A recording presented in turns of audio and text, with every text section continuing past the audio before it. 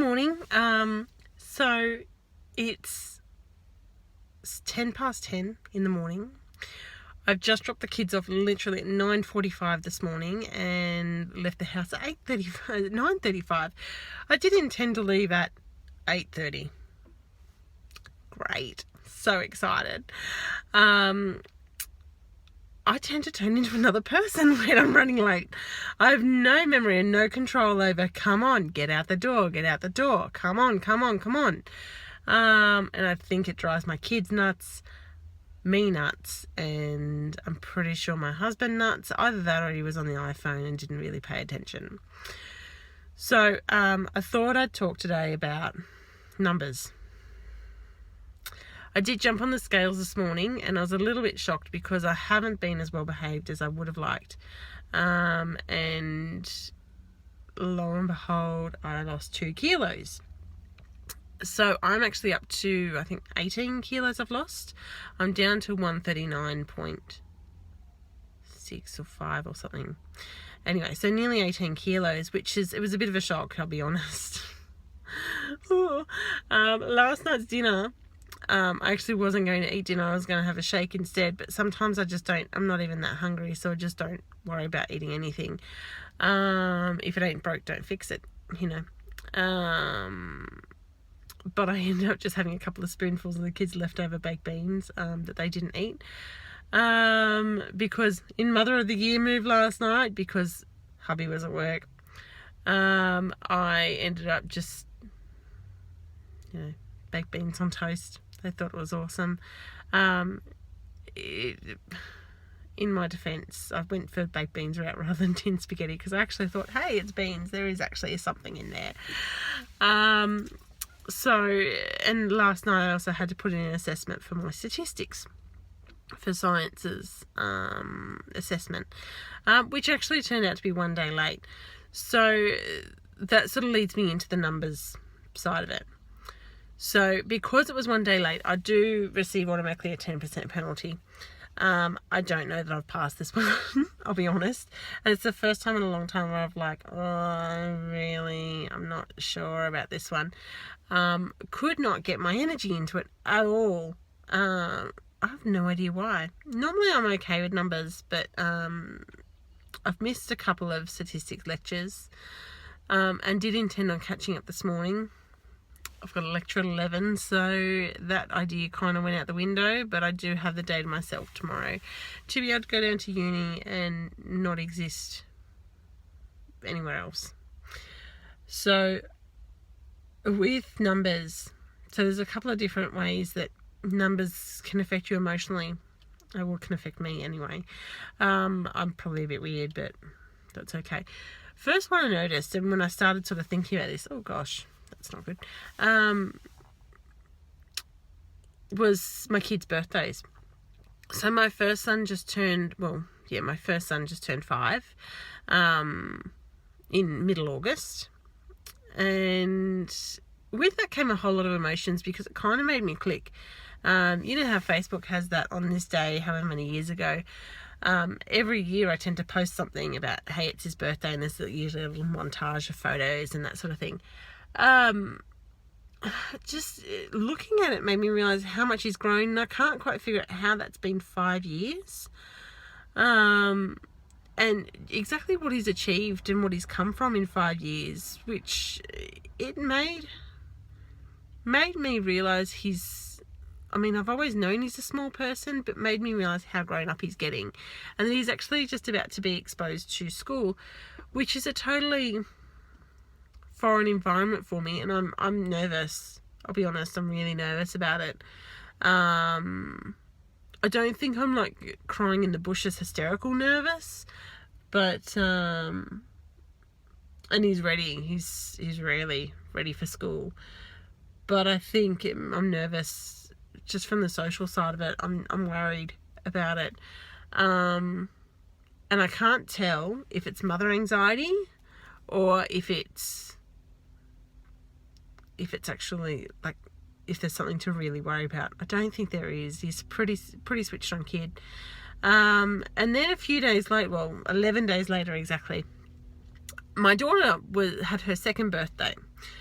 So she's actually at the stage where you blink your eyes and it's like one day she's kind of babbling still in her baby, in her language, and then the next day she's actually repeating what you're saying. And every single thing I ask her if she wants something. For example, I'm like, darling, do you want a cup of milk? And she's like, yes, please.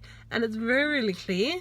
And then it's without prompting as well. So, and then I hand her the cup and she goes, thank you, which is utterly adorable. But it was sort of the lead up, like the 2 weeks lead up to her birthday. And again, I had that cold realization of how quickly she's growing up.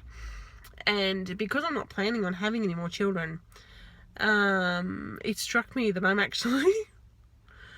not a young mum anymore.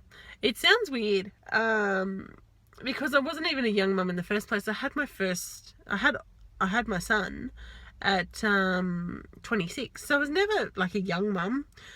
But I'm not a mum of young kids anymore. I don't have a baby anymore, so I think that really kind of hit me as well. Now, the other numbers that really get to me, there's those numbers on the scale. Now, for a while, I actually threw my scales out. Number one, because the scales I'd had, they were about 10 years old, and they just could not find any single tile in my house that was even enough to actually measure me. Now, I don't know if I was maybe too heavy for the scales. It's a possibility. Or maybe they were broken. I don't know. But then I kind of had jack of it and I went, right, that's it. The scales are going in the bin. I literally walked out and chucked them in the bin. Then I got another pair of scales a few months later, because, I mean, when I chucked them in the bin, I was like, I'm not going to be able to find my number. That's it. And then I realised pretty quick I had to actually track this. So I went and got another pair of scales that probably measure a bit heavier than what my old scales did. And I don't even remember what my old scales went up to. That's how old they are. And started using those, and it's literally been an almost everyday thing. So then when you get on the scales and you see a loss, it can set you up for a really good day, and get you motivated to keep going. But at the same time, I get to a point in about 6 weeks in with any weight loss thing where I go, oh, I'm doing actually really well. I can afford to do this. I can afford to, I give myself permission to eat, which is ridiculous. And then I'd see the weight on the scales go up, and then it snowballs. So it just set me on the back foot with that. Now, I don't know how to get around that. I still don't know how to get around it. I'm sure when I figure out how, I'll be able to share it with you guys. But a car's just pulled in next to me, and I'm sure that they're looking at me like a Looney Tune. No, doing their own thing. And then, yeah, so that's going to be interesting, trying to figure that out, because it's going to be a matter of seeing a gain on there, because there will be weeks that I do gain and have to keep going and not let it ruin my day and set me on the back foot and go, oh, I've gained anyway. This is a bad day, and let's emotionally eat. So I'm trying to get past that little barrier thing. Oh God, my fringe is quite uneven today, isn't it? Vain little fiddle point. Okay, so then that affects you really emotionally as well, and I'm starting to define myself by my weight again as to whether or not I've been successful in losing weight, and it's annoying me that I'm getting to that point again.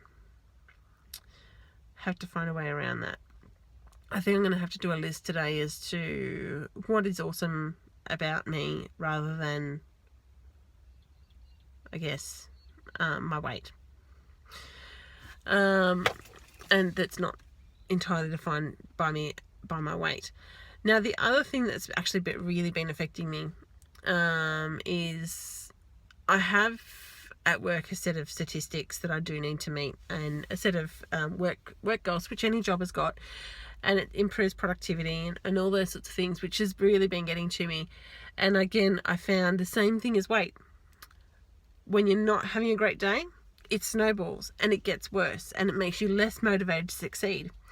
So that's another thing. So let's find a way to tackle that and harness it. And I'm going to write down a few notes today as to what we can try and do to get around that obstacle. So that's 3 things, the 3 factors that numbers have got a major part in. Now, the last thing I'll go through with numbers is my uni marks. So as I said, I had a statistics assessment that was due 2 days ago on Monday. Yeah, 2 days ago, which I completed last night. So I decided to just take the penalty on the chin.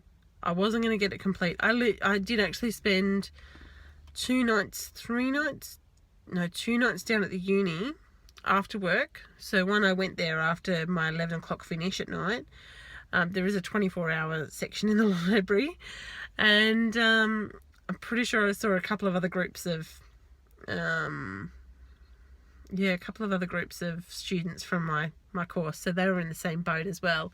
And that was on Sunday night, and then was there until about 1 or 2 o'clock in the morning trying to figure this out.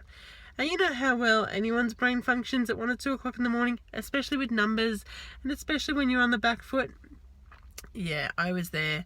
And then I did the same thing the next night, but only until midnight. Yay me. Still didn't have it finished, so I decided, as I said, that was it. I was just going to do it. Procrastinated about all day yesterday and eventually got it in 10 minutes to deadline last night.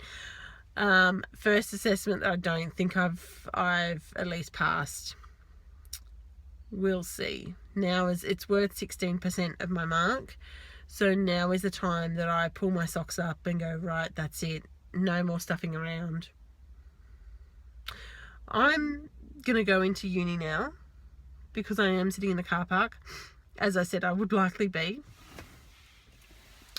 My kid seat's in the back. Awesome. And it's getting a bit warm in here because it's a really nice spring day. Anyway, have a great day, guys. I'll probably post a little bit later on tonight. Yeah. All right. Have a good one. Bye.